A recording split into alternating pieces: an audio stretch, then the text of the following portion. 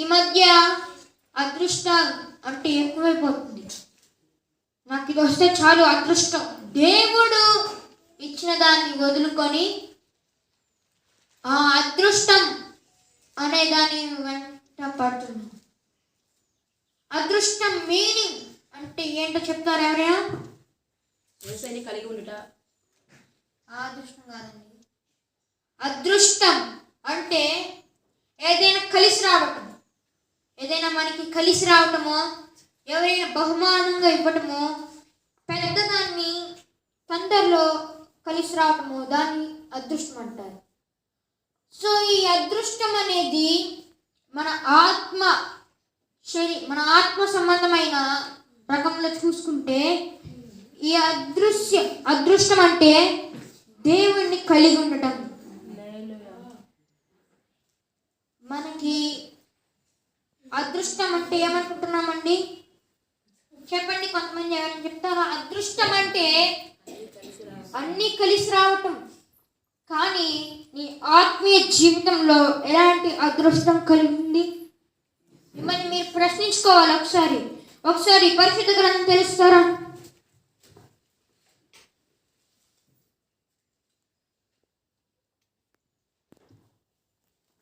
పరిశుద్ధ నిజమైన సంపుము యెరూషలేము యొక్క లక్ష్యముగా ఉన్నది. హల్లెలూయా.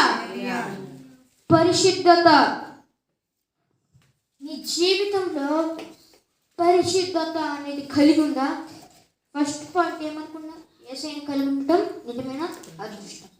సెకండ్ పాయింట్, నీలో పరిశుద్ధత కలిగి ఉందా? యెరూషలేము యొక్క లక్షణాలు ఉన్నాయా నీలో? ఏమండి, దేవుడు ఆది అందు భూమి ఆకాశంను సృజించాడు. మనుషుల్ని నోటి మాటతో చేశాడా? చేతులతో చేశాడా? చేతులతో చేశాడు.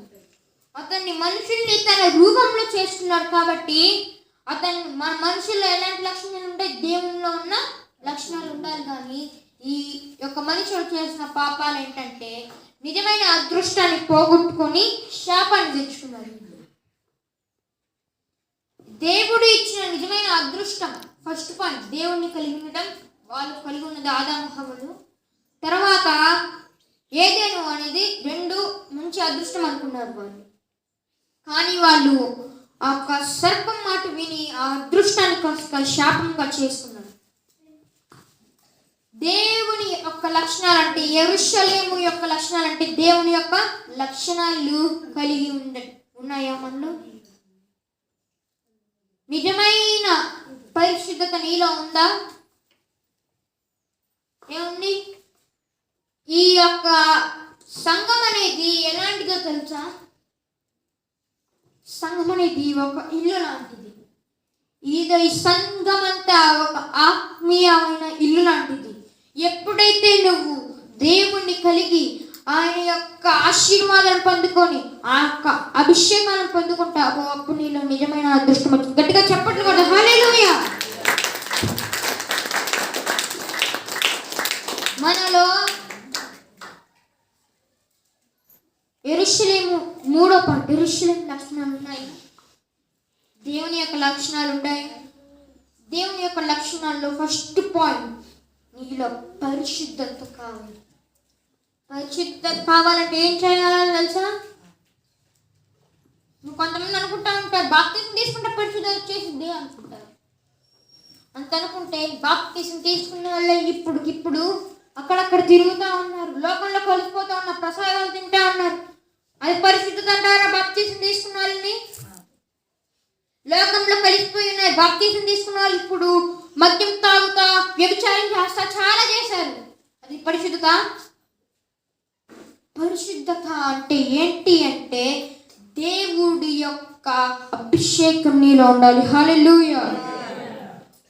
ఆ అభిషేకం మనలో లేదు. ఎన్నోసార్లు చెప్తా ఉన్నా, ఇప్పటికి 1000 సార్లు చెప్పుకుంటా. నీలో అభిషేకం ఉంటేనే నీకు ఆశీర్వాదాలు వస్తాయి. అభిషేకం అనేది ఒక నిజమైన అదృష్టం.